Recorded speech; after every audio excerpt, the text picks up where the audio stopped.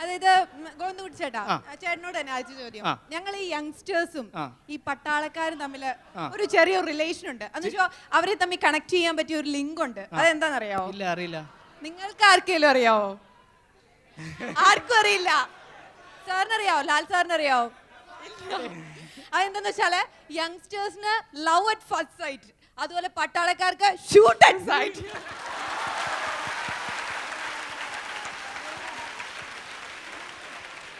അല്ല അല്ല, അതെ, അനുഭവസ്ഥർ സംസാരിക്കുന്നു.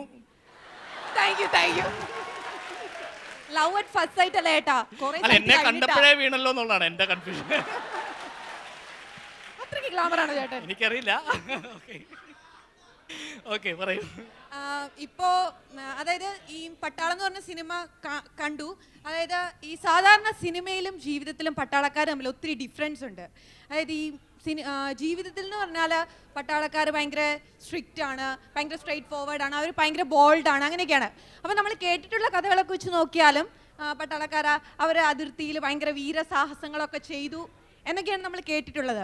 അപ്പോൾ ഇപ്പോൾ പട്ടാളക്കാരെന്ന് പറയുമ്പോൾ നമ്മുടെ മനസ്സിലേക്ക് ആദ്യം വരുന്നത് 2 വെടിയൊച്ച, പിന്നെ വരുന്ന ഒരു പുകപടലം, പിന്നെ left right left left right left, അങ്ങനെ ഒരു കോൺസെപ്റ്റാണ്. അങ്ങനെ ഒരു കോൺസെപ്റ്റാണ് എല്ലാവർക്കും ഉള്ളത്. അപ്പോൾ അതിൽ നിന്നും തികച്ചും വ്യത്യസ്തമായിട്ട് പ്രത്യേകിച്ച് ഈ സിനിമയിൽ ലാലു സാറ് ഇങ്ങനെ പട്ടാളക്കാരെ ഭയങ്കര ലൈറ്റ് ഹാർട്ടഡ് ആയിട്ട്, എന്ന് വെച്ചാൽ ഒത്തിരി സ്ട്രിക്ട്നെസ് ഒന്നുമില്ല. സാധാരണ പുറത്ത് പട്ടാളത്തിൽ പോയിട്ട് തിരിച്ചു വരുന്ന ആൾക്കാർ ഭയങ്കര വീട്ടിലൊക്കെ ഭയങ്കര സ്ട്രിക്റ്റ് ആയിരിക്കും. പക്ഷേ ലാലു സാറിൻ്റെ ഈ ക്യാരക്ടർ എന്ന് പറഞ്ഞാൽ അതായത് പട്ടാളക്കാരെ ഭയങ്കര ലൈറ്റ് ഹാർട്ടഡ് ആയിട്ടാണ് ഈ സിനിമയിൽ ചിത്രീകരിച്ചിരിക്കുന്നത്. അതെന്തുകൊണ്ടാണ് സാധാരണ പട്ടാളക്കാരിൽ നിന്ന് വ്യത്യസ്തമായിട്ട് ഈ സിനിമയിൽ പട്ടാളക്കാരെ ചിത്രീകരിച്ചിരിക്കുന്നത്? ഈ സിനിമയിൽ ഞങ്ങൾ ചിത്രീകരിച്ചിരിക്കുന്നത് RAF ആണ്, സൗഹൃദ സേന എന്നാണ് അതിന് പറയുന്നത്.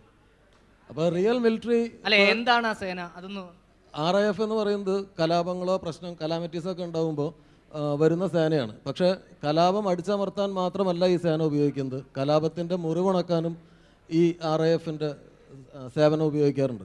അതായത് നാട്ടുകാർക്ക് ഒരു സർവീസ് എന്നുള്ള രീതിയിൽ RAF പ്രവർത്തിക്കാറുണ്ട്. അപ്പോൾ ഈ സേനയിൽ ഉള്ള യഥാർത്ഥ മിലിറ്ററിയിൽ നിന്ന് ശരിക്കും വരുന്ന 3 ക്യാരക്ടേഴ്സ് ഉള്ളത് മേജർ പട്ടാഭിരാമയ്യരും ക്യാപ്റ്റൻ ബെന്നിയും മാധവേട്ടൻ എന്ന് പറയുന്നൊരു ക്യാരക്ടറാണ്. അപ്പോൾ ഇവർ ഈ RAF ഗ്രാമത്തിലേക്ക് വരുമ്പോൾ മേജർ പട്ടാഭിരാമൻ അയാളുടെ യൗവനകാലം മുഴുവൻ അതിർത്തിയിൽ ചെലവഴിച്ചിട്ടുള്ള ആളാണ്. അവിടെ അയാൾ സ്ട്രിക്റ്റ് ആയിരുന്നു, അവിടെ എതിരാളികളായിട്ട് യുദ്ധം ചെയ്തിരുന്നു. വാർ ഫ്രണ്ടിൽ അയാൾ ഭയങ്കര ഹീറോയിക്കായിട്ടുള്ള ഒരുപാട് കാര്യങ്ങൾ ചെയ്തിട്ടുള്ള ആളാണ്.